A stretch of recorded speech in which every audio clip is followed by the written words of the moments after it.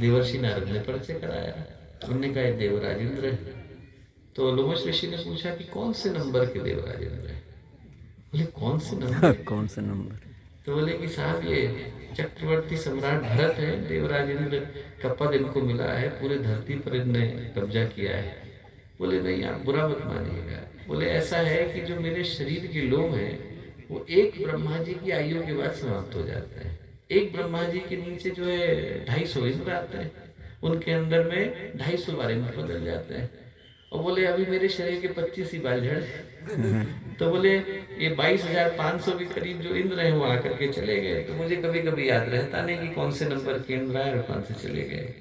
तो फिर भरत को, जिनको देवराज इंद्र का पद मिला था, उनके मन में तुरंत प्रश्न आया।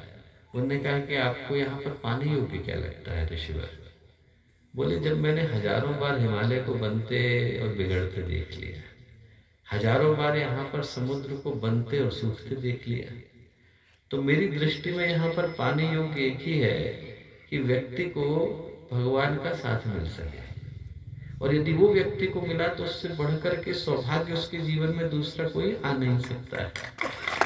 और मैं कहूँगा कि हम लोग सौभाग्यशाली हैं कि जिस सौभाग्य की ओर इशारा लोमश ऋषि ने किया वो हम में से हर व्यक्ति को मिल पाया।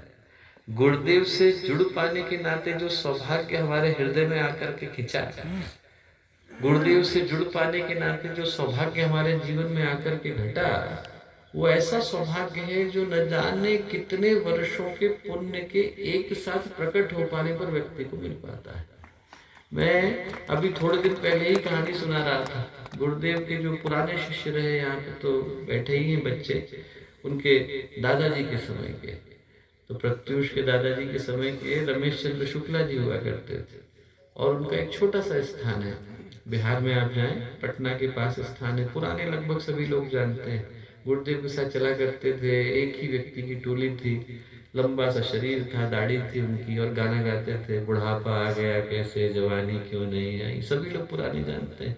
गुरुदेव के साथ फोटो में हमेशा साइड में खड़े दिखाई पड़ते हैं। अभी 101 वर्ष की आयु में उनने अभी शरीर को त्यागा। और उनकी जो पूज्य गुरुदेव से जुड़ने की यात्रा थी वो बड़ी अद्भुत थी। उनके अपने गुरु हुआ करते थे सन 50 के दशक में, सन 60 के दशक में। उनका नाम था नागाजी महाराज।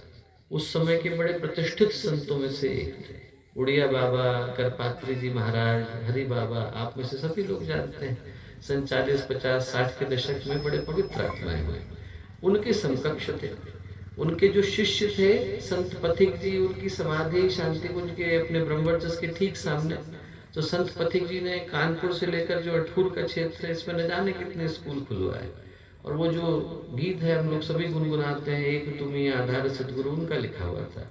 और उनने चलते चलते क्या कहा था, उन्होंने कहा था मेरी समाधि मत बनवाना। लोगों ने तब भी जिद करके बनाई।